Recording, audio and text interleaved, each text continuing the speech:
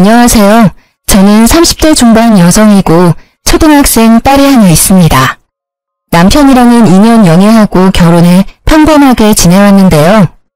소심한 저와 달리 남편은 자신감 넘치고 리더십 강한 성격으로 연애 때는 고집 있는 모습이 믿음직스럽게 느껴졌어요. 하지만 결혼해서는 크고 작은 일에서 부딪히며 부담스러울 때가 많더라고요. 그래도 애교 많은 딸이 집안의 활력소라 참고 살았는데 남편이랑 같이 가게를 운영하게 되면서 싸움이 잦아지기 시작했어요. 결국 더는 참지 못하고 이혼까지 하게 됐는데 지금 생각해도 제가 잘못한 건 하나도 없는 것 같아서요. 여러분들에게 털어놓으면서 마음 정리를 해보려고 합니다. 그럼 지금부터 제 이야기를 시작해 볼게요. 남편과 저는 맞벌이를 하는 부부였어요. 저는 작은 규모의 회사였지만 남편은 정년이 보장될 만큼 탄탄한 곳이었고 승진도 빠른 편이라 경제적으로 풍족하진 않아도 모자람은 없었습니다. 하나뿐인 딸아이가 갖고 싶고 하고 싶다는 건 문제없이 해줄 수 있을 정도였죠. 그런데 사람은 왜 여유로우면 다른 생각이 드는 걸까요? 멀쩡히 회사를 잘 다니던 남편이 대뜸 창업을 하겠다고 하는 겁니다.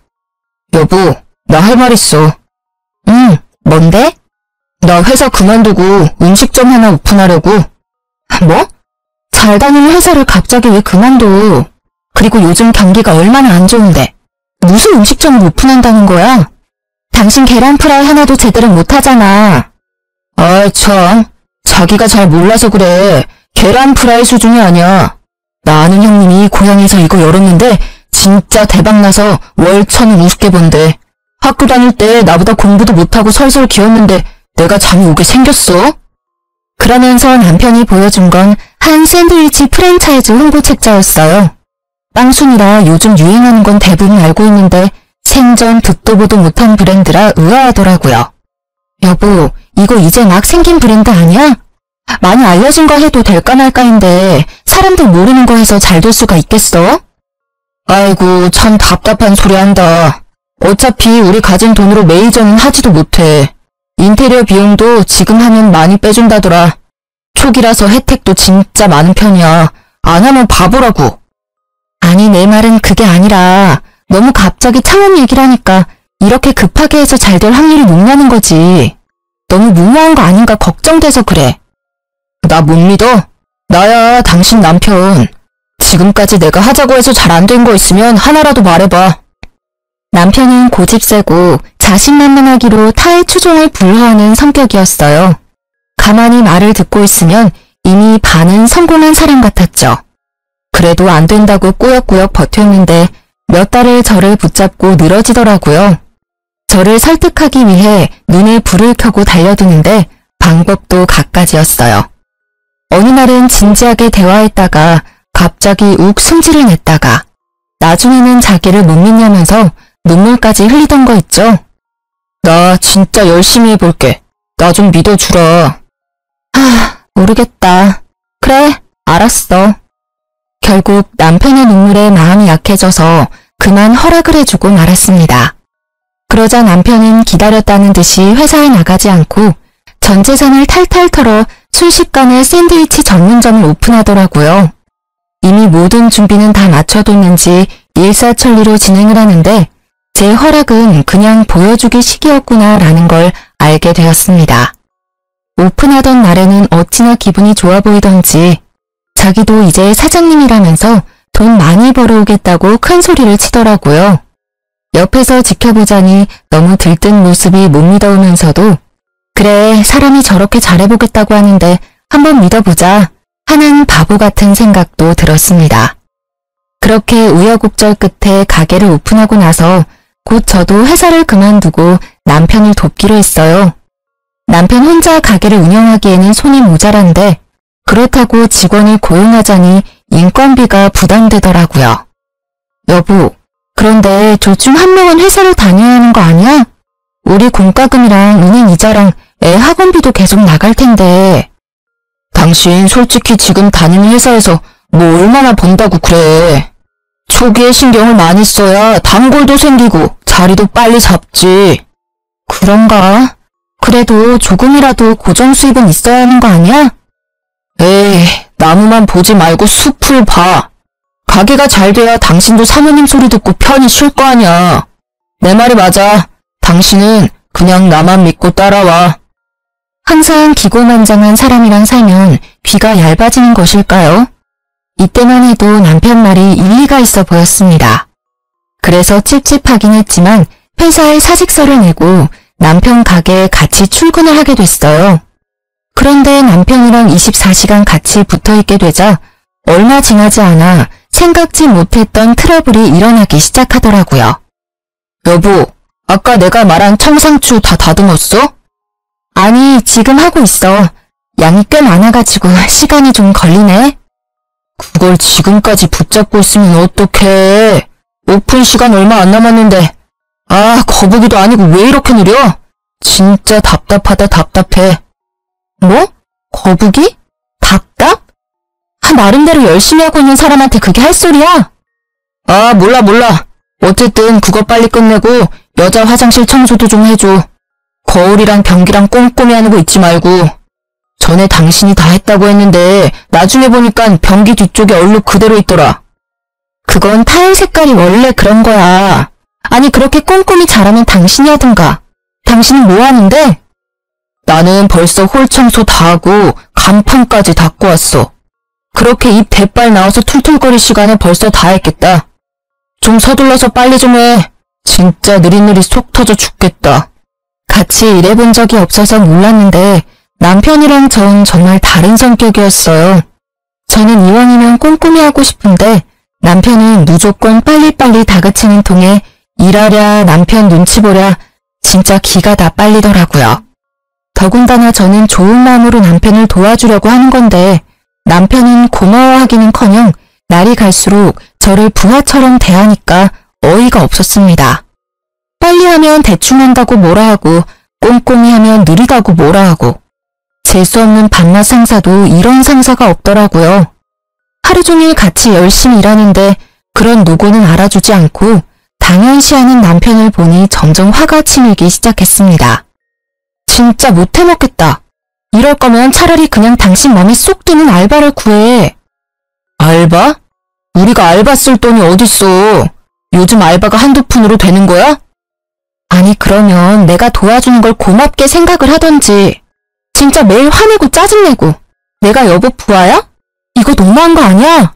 솔직히 나 진짜 열심히 일하려고 노력하는데 너무 섭섭해. 아, 왜 또 이렇게 애처럼 군다. 나는 좀 더 가게에 신경을 써달라고 하는 말이잖아. 난 자기가 인생을 좀 더 열심히 적극적으로 살았으면 좋겠어. 그게 무슨 말이야? 말을 그렇게 하면 안 되지. 내가 언제 가게에 신경을 안 썼다고 그래? 그리고 내가 인생을 열심히 안 사는 건 또 뭔데? 솔직히 나만큼 가게에 신경 쓰는 건 아니잖아. 나는 아침에 눈 뜨고 일어나서 눈 감고 자기 전까지 어떻게 하면 우리 세 식구 잘 살 수 있을까만 생각해. 이렇게 열심히 돈 벌려고 하는데 요만큼도 나를 이해 못해줘? 남편 말에 기분이 진짜 상하더라고요. 어쨌든 남편 뜻으로 시작한 가게였지만 저라고 왜 잘 됐으면 좋겠다고 생각하며 열심히 안 했겠어요? 그런데 이상하게 남편은 경제적으로 갑의 위치에 서서 교묘하게 저를 무시하는 발언을 일삼기 시작하는 겁니다. 남편의 억지 논리에 기가 막혀 말도 제대로 안 나왔어요. 그렇게 가게에서 그는 사장님, 저는 알바생 같은 위치가 되고 있었습니다. 기분은 매우 나빴지만 어쨌든 둘이서 열심히 일한 덕분인지 가게는 점점 잘 풀려서 단골도 늘어나더라고요. 정말 오픈부터 마감까지 눈코 뜰 새 없이 바쁘게 재료 준비며 청소며 서비스 개발이며 둘이서 열심히긴 했거든요. 그러다 보니 나중에는 둘이서는 감당이 안 될 지경이라 자연스럽게 파트타임 알바도 구했는데요. 그런데 정말 아이러니하게도 가게에 조금 여유가 생기니 남편의 태도가 달라지더라고요. 여보, 나 이번 주 금요일 저녁에 친구들 좀 만나고 올게. 갑자기 왜? 가게 마감은 어쩌고. 아, 지혜씨가 조금만 더 도와주면 될 것 같은데. 어떻게 부탁 좀 하면 안 되나? 양심 좀 챙겨라.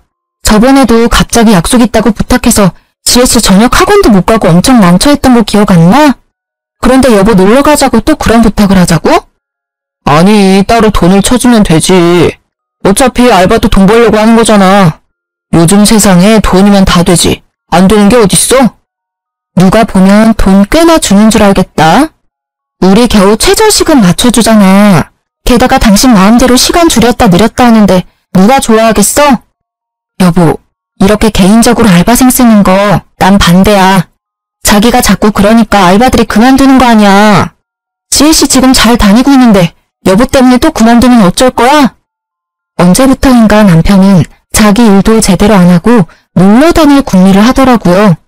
사장이 들쑥날쑥 일을 할 뿐더러 시급은 짜게 주고 일은 마른 인조 짜듯이 시켜대니 알바들이 그만두기 일쑤였습니다.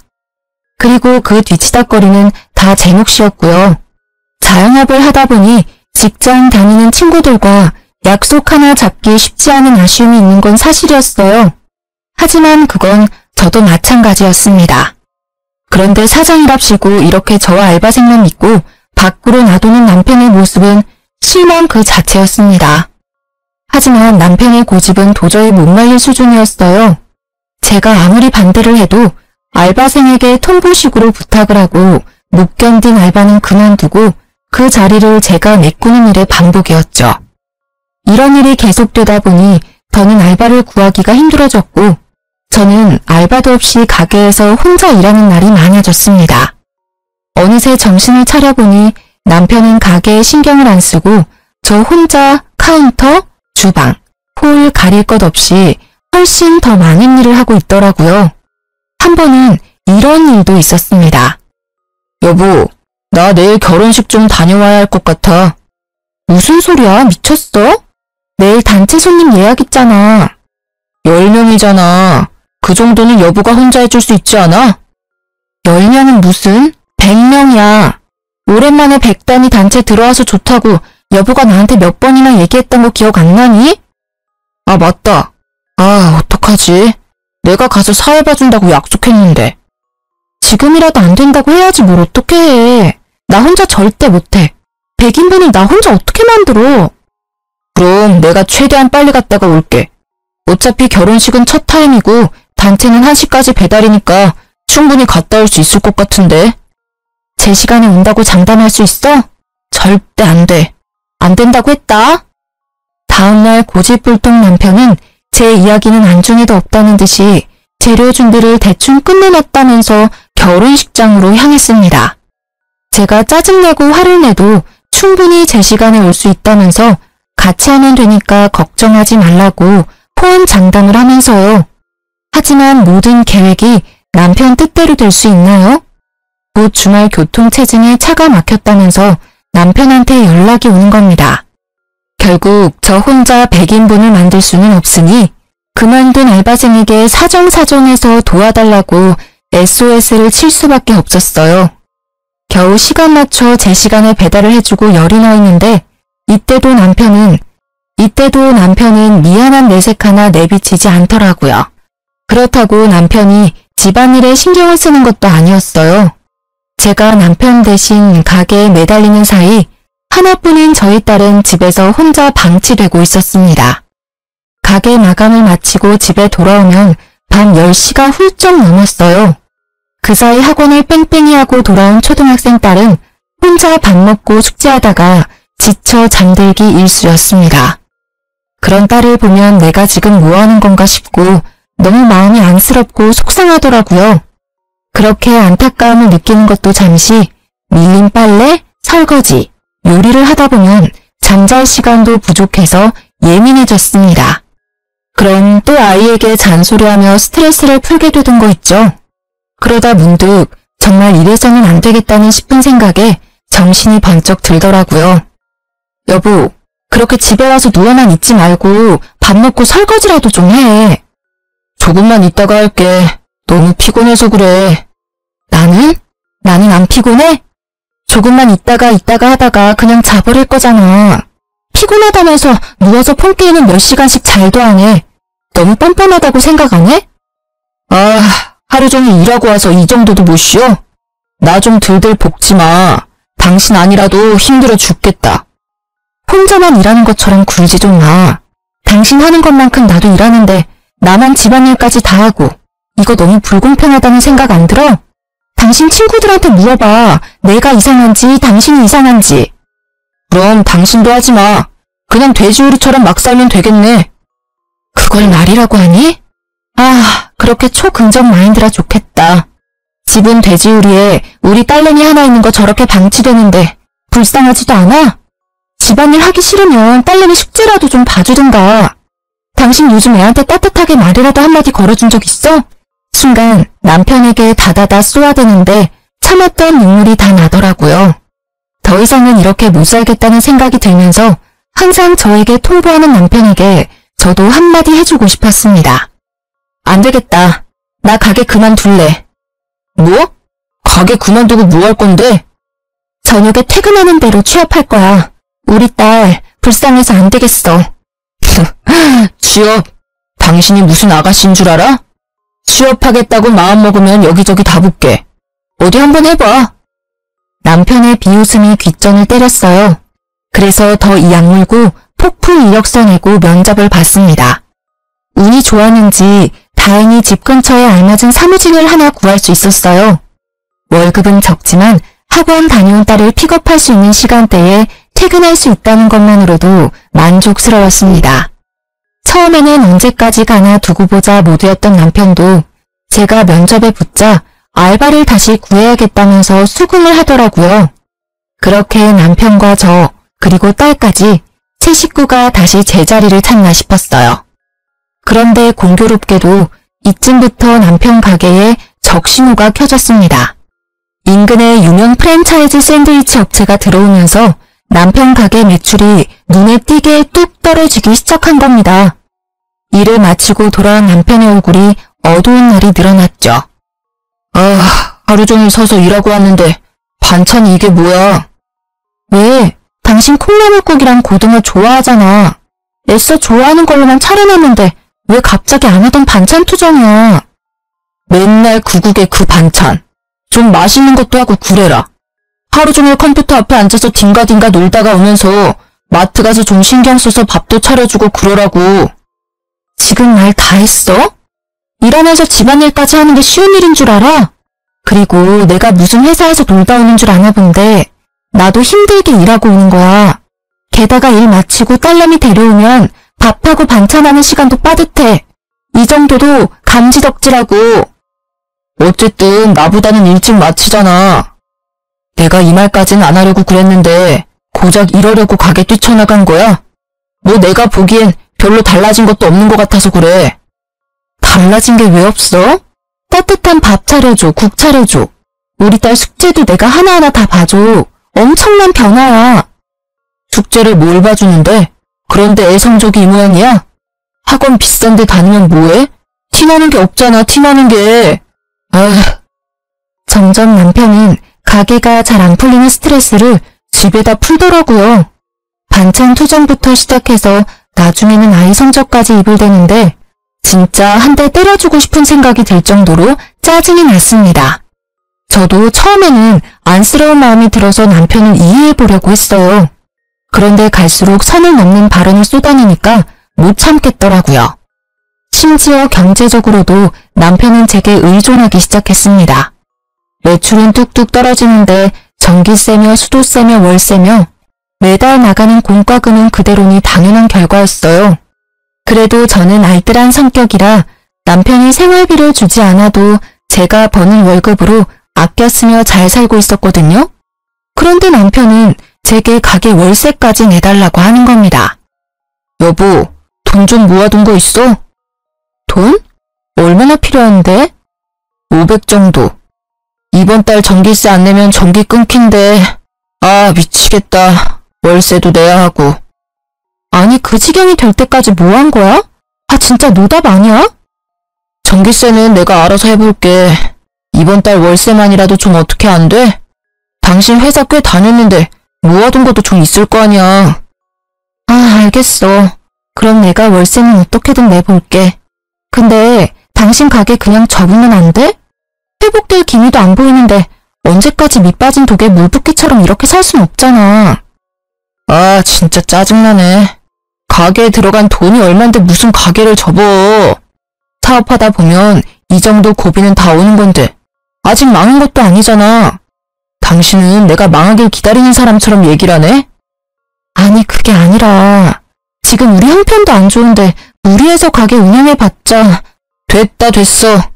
이번 달만 지나면 내가 당신한테 도와달라고 할 일 절대 없을 거야. 진짜 치사해서. 다 회사 다니고 애 키우고 그렇게 살아. 유세 좀 떨지 마.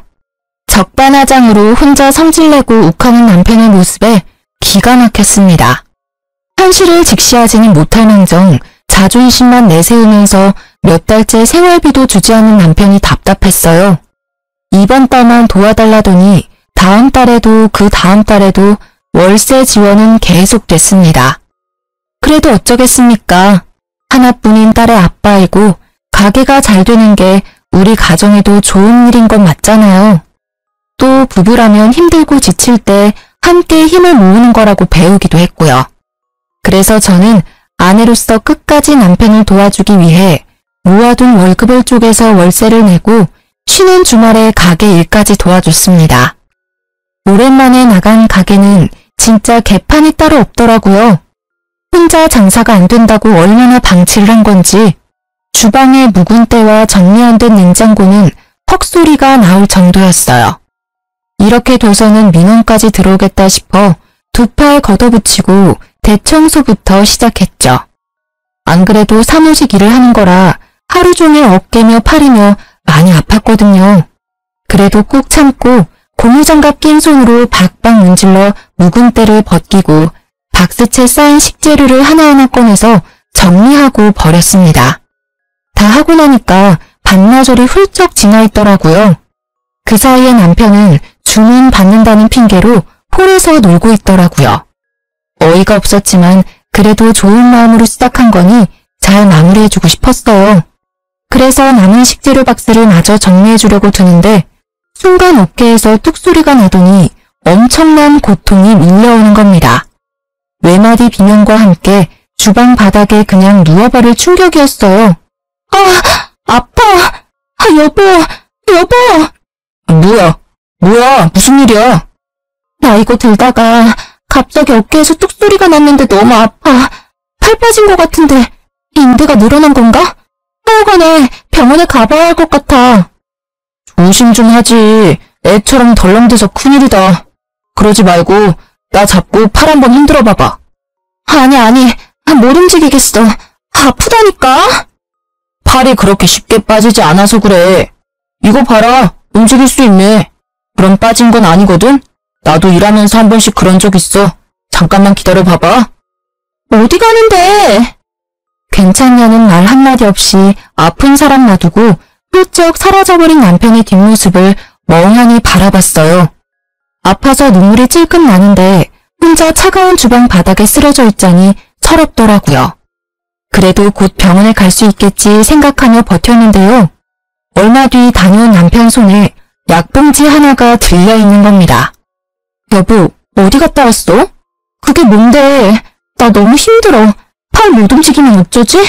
우리 딸내미 케어도 해야 하고 회사도 가야 하는데 큰일이야. 파스 이거 하나면 다 돼. 걱정하지 마. 야, 나 팔이랑 어깨 원래부터 아팠던 것도 모르지 너? 나 병원 가야 할 것 같다고. 고작 이걸로 무슨 병원을 간다고 그래. 병원 가면 초음파 찍자고 하고 엑스레이 찍자고 하고 물리치료하자고 하고 다 돈이야 돈. 파스 하나면 될 건데 진짜 괜히 엄살 좀 부리지 마. 진짜 쓰러져서 남편이 하는 말을 듣는데 분노가 치솟았어요. 이를 꽉 물고 엉금엉금 기어가서 제 폰으로 119에 연락했고 병원으로 향했습니다. 결과는 어깨 빠짐이었고 통증이 심했을 텐데 어찌 참으셨냐고 다들 놀라더라고요. 의사 앞에서 보호자 명목으로 따라온 남편은 끝까지 이상하다 하면서 고개를 갸웃거리고 있었어요. 남이 보면 보호자가 맞나 싶을 정도로 대면대면한 모습이었죠. 가만 보니 자기가 생각했던 것보다 더 심한 상태인 게 이해가 안 됐는지 의사와 간호사를 잡고 진짜냐고, 진짜 팔 빠진 거냐고 거듭 묻고 있더라고요. 멍청하게 또한 그 모습을 보는데 아주 남아있는 정이 뚝 떨어졌습니다. 나 더는 못 참겠어. 내가 바보처럼 참고 살아주니까 아주 우습지? 왜 갑자기 급발진인데? 치료 잘 됐잖아. 그럼 된 거 아니야? 사람이 다쳤으면 괜찮냐고 묻는 게 우선 아니야? 내가 왜 이렇게 됐는데? 항상 내가 참고 맞춰주니까 당신 가족들 아무도 모르는 거잖아. 당신 이렇게 뻔뻔한 거 안 되겠어. 나 지금 당장 어머니한테 다 말해버릴 거야. 내가 당신 가기 시작하고 어떻게 살아왔는지 어머니도 아셔야 돼. 너무 열이 받아 아픈 힘을 이끌고 시댁으로 향했어요. 집에는 시모 혼자 TV를 보고 있더라고요. 남편을 돕는다고 아이를 잠시 시댁에 맡겼는데 다행히 시부가 봉원에 데리고 나갔다고 했습니다. 아이 앞에서 화내고 싶지 않았는데 잘 됐다 싶었죠. 연락도 없이 씩씩거리며 온 며느리의 모습에 놀랐는지 시모가 두서없이 이것저것 물어대더라고요. 연락도 없이 무슨 일이야? 애비는 어디 가고 혼자 왔어? 그리고 그 팔은 또 뭐야? 깁스까지 하고. 넘어졌니? 에휴, 뭐 하느라 정신이 팔려서 또 핸드폰 보면서 걸은 거 아니야? 어머니, 저 이거 남편 가게 일 하다가 다친 거예요. 제가 진짜 걱정하실까 말 안 하려 했는데 지금 남편이 어떤 줄 아세요? 전재산 탈탈 털어서 차린 가게는 쫄딱 다 망하게 생겼고요. 그동안 생활비 한 푼 안 갖다 줘서 저 혼자 벌어먹고 살았고 지금은 제 월급으로 월세까지 내주는 판국이에요. 그런데도 그 애는 저 다친 건 안중에도 없고 미안한 기색도 없어요. 마구 쏟아내는 제 하소연을 들은 시모는 아무 말 없이 한숨만 쉬더라고요. 머리가 아프다는 듯이 얼굴을 찌푸리고 이마를 짚어대는데 말 안 해도 고집불통 자기 아들 치부는 본인이 더 잘 아는 듯 했습니다. 생각해보면 시모도 자기 중심적인 아들 키우면서 상처를 많이 받았다고 저한테 이야기하기도 했었어요. 그래서 저한테 이런 아들이랑 잘 살아줘서 고맙다고 하기도 했고요. 그런 말이 예전에는 감사하게 들렸는데 이제는 내가 할 뒤치다꺼리를 가져가줘서 고맙다는 소리 같았습니다. 하지만 동병상련이라고 저를 이해해주고 도와주겠노라 말했으면 시모에게는 악감정이 생기지 않았을지도 모르겠어요. 그런데 가재는 개편이라더니 대뜸 시모가 아들 편을 드는 겁니다. 그래서 너는 뭐 어쩌자는 거냐? 네? 뭘 어쩌긴 어째요. 어머니, 저 진짜 미치고 팔짝 뛰겠어요. 제발 저 좀 도와주세요. 그이한테 말해서 가게 접고 일하라고 좀 해주세요. 애비는 그렇게 하겠대? 순순히 가게를 접겠다고 말했냐고. 안 그러니까 제가 답답해서 미치겠다는 거죠. 훤히 망해가는 게 눈에 뻔히 보이는데 그간 들어간 돈이 아까워서 간판 못 내린다고 자기 말리지 말래요. 어머니, 이게 말이 돼요? 왜 저만 희생을 해야 해요? 힘들어도 어쩌겠니? 가족이잖아. 그럼 남편 힘들게 일하는데 아내가 돼서 그 정도 응원도 못 해주니? 솔직히 네가 회사 다닌다고 가게 소홀히 해서 이렇게 된 건 아니야? 둘이서 하던 가게 한 명 빠지면 빈자리 티나는 건 당연하지 않아? 시모 말에 순간 머릿속이 멍해졌습니다. 아무리 엄마로서 아들 편을 든다고 해도 정도가 있지 어떤 왜 회로를 거치면 이런 무적의 논리가 나오는지. 남편의 뻔뻔함은 결국 시모 유전자인가 싶더라고요. 결국에 시모 말은 남편 가게를 돕지 않고 회사에 취업한 제 잘못이라는 건데 그동안 참고 참아온 제 가슴이 답답해서 터질 것만 같았습니다.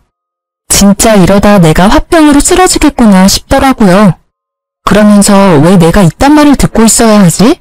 나도 우리 집에서는 귀한 딸이고 존중받는 자식인데 왜 내가 이딴 결혼을 해서 스트레스를 받고 있을까 하는 아주 근본적인 문제부터 생각이 들기 시작하는 거예요. 정말 믿기지 않으시겠지만 그래도 저는 이때까지도 이혼에 대해서는 깊게 생각하지 못했어요. 왜냐하면 하나뿐인 딸에게 아빠 자리가 중요하다는 생각에 내가 조금 더 참고 살까 하는 바보 같은 생각을 했거든요. 이런 생각은 이혼하기 전에 망설이면서 다들 조금씩 하는 거라고 하지만 저는 좀 심각했어요. 지금 되짚어보면 얼만큼 가정에 책임감 있는 아빠인지가 제일 중요한 건데 내가 그걸 놓치고 살았구나 싶기도 하네요. 어쨌든 그렇게 어처구니 없는 시모 말을 듣고 있자니 이 뻔뻔한 모자에게는 사람의 진정 어린 하소연이 통하지 않는구나. 나도 뻔뻔하게 나가야겠다는 생각이 들었습니다. 눈에는 눈, 이에는 이. 더 격식 차려서 참기가 힘들더라고요. 저를 존중해주지 않는 이들에게 더 이상 예의 따지기 싫었어요. 그래서 저도 남편에게 배운 대로 막무가내로 나갔습니다. 어머니, 지금 가족이니 불평 말고 응원을 해주라고 하시는 거죠? 그래, 어쨌든 가족이잖아. 서로 힘들 때 도와주는 게 가족 아니냐? 그럼 어머니, 저 보시다시피 팔 다쳐서 아무것도 못해요. 어머니랑 저랑 애비랑 다 가족이잖아요. 저희 도와주는 셈 치고 이제 어머니가 가게 나가서 일 좀 해주세요. 아니 마음이야 굴뚝같이. 그런데 내가 다 늙어서 젊은 사람들 하는 일을 어떻게 해? 어머니 아직 노령연금도 안 받으시잖아요. 누구나 다 할 수 있는 일이에요. 저라고 처음부터 했겠어요? 애비가 하라는 대로 시키는 대로 하면 돼요. 가시면 애비가 하나부터 열까지 다 알려줄 거예요. 가족끼리 돕고 살아야죠. 안 그래 어머니? 너 말하는 게 어째 나랑 싸우자는 것 같다. 나는 하는 일 없니? 살림도 살아야 하고 아직 너희 시아버지 일하시는데 뒤에서 뒷바라지라도 해줘야 하는데 아들 일도 도와주라고? 어머니, 저도 회사 다니고 애 키우면서 다 했어요. 애비는 다 그러고 사는 거라고 유세 떨지 말라던데요? 저 다 애비가 저한테 했던 것대로 하고 있는 거예요. 알았다. 그러마. 아무 말 없이 저를 바라보던 시모 얼굴이 시뻘개지더니 대뜸 소리를 지르듯 대답하고 자리에서 일어나더라고요. 그러고는 화가 났다는 걸 표현이라도 하듯이 문을 쾅 닫고 집 밖을 나가는데 속이 후련했습니다. 이제 잘난 아들이랑 시모가 같이 가게에 붙어서 오손도손 가족의 정을 쌓을 일만 남은 거잖아요. 상상만 해도 온몸이 짜릿짜릿 전율이 돋더라고요. 시모는 시모 말대로 가족끼리 응원해줄 수 있으니 좋고 저는 이제 가게에 신경 안 쓸 수 있으니 좋고 남편도 뭐 가게에 공짜로 일해주는 사람 생기니 또 좋고 일석삼조라는 생각이 들기도 했습니다. 그날 밤 집으로 돌아가니 남편한테 전화가 바리바리 오더라고요. 시모가 여기저기 하소연을 했는지 시댁 식구들이 돌아가면서 전화가 와서 어찌된 상황인지 묻는 듯 했어요. 남편은 그때마다 모르겠다 에휴하는 한숨 섞인 대답으로 넘어가는데 제 팔이 다친 지 얼마 되지 않아서 그런지 저를 그냥 뚱한 표정으로 멀리서 바라볼 뿐 시비를 걸진 않더라고요. 최소한의 양심은 있나 보네 생각했습니다. 그래서 그냥 조용히 회사에 병가를 내고 딸아이 케어에만 신경 썼어요. 그런데 진짜 욱하고 고집 불통인 남편은 시모를 닮은 게 틀림없더라고요. 정말 콩콩 팥팥이라고 느낀 게 다음 날부터 시모가 정말로 남편 가게에 출근해서 보란 듯이 일을 하는 겁니다. 한 며칠 동안은 그렇게 평화로운 일상이 흘러갔어요. 남편과 저, 시모 모두 각자의 자리에서 열심인 듯 했거든요. 그러다 갑자기 걸려온 남편의 전화 한 통에 억지 평화가 깨져버렸습니다. 가게에서 일하던 시모가 다쳤다면서 빨리 시댁으로 오라더라고요. 어디가 어떻게 다쳤는지 말도 안 해주고 화가 나서 씩씩거리는데 무슨 일인지 궁금하기도 하고 걱정이 되기도 했습니다. 그래서 급히 가방을 챙기고 시댁으로 들어섰는데 팔에 깁스를 한 시모와 화가 잔뜩 난 시댁 식구들이 저를 맞이하더라고요. 안절부절 못하고 서 있는 남편과 이 상황을 스캔하는 사이 시부가 저를 향해 버럭 소리를 지르더군요. 에미 너 진짜 그렇게 안 봤는데 내가 아주 며느리를 잘못 봤구나. 어디 이제 속이 시원하냐? 그게 무슨 말씀이세요? 어머니 어쩌다 다치신 거예요? 너 때문이잖아. 네가 애비 일 도와주라고 난리 부려서 애비 가게에서 일하다가 넘어졌는데 팔 인대가 다 늘어났단다. 이게 다 무슨 일이냐? 며느리가 돼서 효도는 못할 망정 할 일이 없어서 시어머니하고 싸움을 해? 진짜 기절초풍하겠다는 말이 이런 거구나 싶었습니다. 어느새 저는 시어머니하고 감정 싸움에서 팔 인대까지 늘어지게 만든 천하의 나쁜 며느리가 돼 있더라고요. 시모는 시부의 말이 끝나기 무섭게 흑흑거리며 울음을 터뜨렸어요.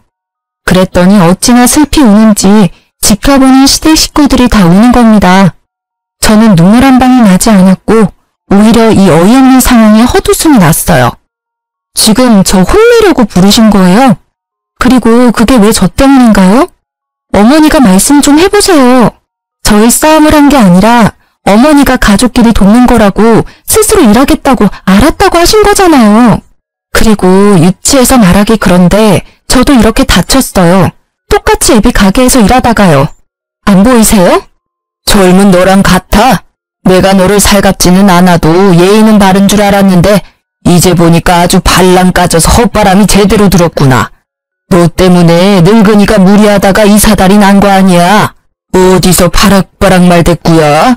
늙은이 팔 못 쓰면 네가 책임질 거야? 아니 아버님, 말씀을 그렇게 하시면 안 되죠. 그래서 팔 다친 게 결국 제 잘못이란 말씀이세요? 엄밀히 따지면 망해가는 가게 안 접고 고집 부려서 화를 부른 아들 잘못이죠. 네 잘못이지. 우리 아들이 뭘 잘못했다고 그러냐? 제 딴에는 먹고 사려고 노력하다 이렇게 된 건데 그것도 이해 못해줘? 너는 며느리가 돼서 이때다 싶어 늙은 시험이 이겨먹으려고 한 거 아니야? 이렇게 골탕 먹이니까 속이 시원해? 정말 사람이 어이가 없으면 이상한 생각이 들기도 하나요? 시부의 역정을 듣는데 순간 시모가 부럽기도 하더라고요. 시부는 시모 다쳤다고 이렇게 화를 내고 걱정하면서 편을 드는데 제 남편은 제 걱정은 아는 것 없이 한가로웠으니까요. 그래서 바보처럼 멍하게 시부의 큰 소리를 듣고만 있었는데 제가 또 조용하니까 이때다 싶었는지 한자리에 모인 신우들도 한마디씩 하는 통에 정신이 들었어요. 기다렸다는 듯이 다들 제가 잘못했다면서 저를 죄인처럼 몰아가더라고요. 그제서야 내가 정말 참고 살아주니까 이런 바보 취급을 받는구나. 이렇게 자기 자신만 생각하는 사람들이랑 내가 어떻게 한 가족이 될 수 있다고 생각을 했을까 하고 화가 치밀기 시작했습니다. 그래서 제가 어떻게 하길 바라세요? 사과를 해야지. 마음 같아서는 무릎 꿇고 사죄하라고 하고 싶지만 내가 애비랑 손녀 생각해서 그렇게는 안 한다. 네 딸 보기에 부끄럽지도 않냐? 자식 보기에 부끄러운 줄 알아야지. 이런 제 마음도 모르고 시부는 무릎 꿇는 사죄를 입에 담질 않나. 나중에는 제 자식까지 내세워 성질을 내더라고요. 정말 지금 생각해도 시모만 싸고 도는 시댁 식구들과 이 모든 상황을 초래한 남편은 분노 유발자 같습니다. 마지막 남은 이성의 끈이 뚝 끊어질 수밖에 없더라고요. 아픈 팔에서 느껴지는 고통보다 이런 덜 떨어지는 사람들과 살붙이고 살았던 제 과거에 대한 화환이 들어 슬프기도 했어요. 결정적으로 이 상황에서 맨날 입으로 나불나불 지적질하던 남편은 다 지 편을 들어준다고 생각했는지 뒤에 숨어서 말 한마디 하지 않고 있었죠. 그 모습을 보니 너무 빡쳐서 가방을 뒤져 남편이 사다 줬던 파스를 꺼냈습니다. 그리고는 바로 시모한테 냅다 던져버렸어요. 저 사과 못해요. 잘못한 게 없으니까요. 잘난 아들이 저한테 준 파스예요. 그거 붙이면 다 괜찮다네요? 미쳤어? 이게 무슨 짓이야? 잘 들어. 나는 당신하고 더 이상 못 살아. 나만 하는 희생 더는 강요하지 마. 쥐뿔도 없으면서 자존심만 세우면 다야? 이 사람이란 망할 가게는 여러분들이 잘난 가족이니까 잘 도와주세요. 전 이 사람하고 이혼하려고요. 집 밖으로 나가는 제 뒤로 무수히 많은 소리가 들렸어요. 대부분 고함과 호통이었는데 이혼을 내뱉고 돌아서니까 제 머릿속이 차분하고 맑아져서 하나도 무섭지 않더라고요. 오히려 이 엉망진창인 가족들에게서 벗어날 수 있어서 다행이라는 생각이 들기도 하고 속이 통쾌했습니다. 그렇게 고집불통 남편하고는 깔끔하게 이혼했어요. 저에게 문제가 없고 남편은 경제권을 상실했기 때문에 초등학생인 딸의 양육권은 제가 가질 수 있었습니다. 갑자기 아빠의 자리가 비게 된 딸에게 미안한 마음은 들더라고요. 그래서 괜찮은지 세심하게 챙겨보고 물어봤는데 입으로만 딸 사랑을 외쳤던 아빠였던 터라 크게 정은 없는 듯 했어요. 오히려 제가 더 살펴주고 챙겨주니 좋아하는 기색이라 다행이었습니다. 곧 사춘기가 시작될 텐데 더 꼼꼼하게 케어해줄 예정이에요. 그리고 정말 남편 가기를 나와서 회사에 취업한 건 신의 한 수더라고요. 팔 때문에 조금 고생하긴 했지만 그래도 아껴 쓰면서 월급을 차곡차곡 모아 딸에게 필요한 건 다 지원해줄 생각입니다. 무능하면서 자존심만 내세우는 남편보다는 성실하고 책임감 있는 제가 더 낫지 않을까 싶어요. 예전에는 남편이 알아서 다 한다고 자기 말만 들으라고 고집을 부리니까 뒤에서 지켜보곤 했는데요.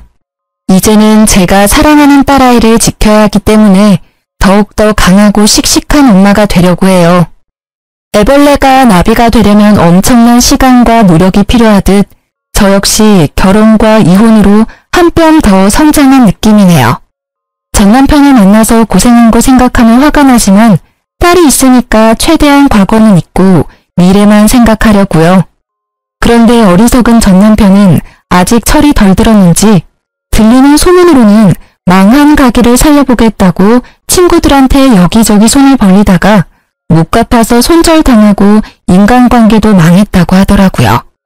진짜 자기를 생각하는 사람들이 해주는 조언은 제대로 듣지 않고 당장의 자존심만 내세우는 결과 같기도 한데요. 거기서 정신을 못 차리고 결국 고금리 사금융에도 손대서 이자 감당을 못해 파산하고 신용불량자까지 된 모양이에요.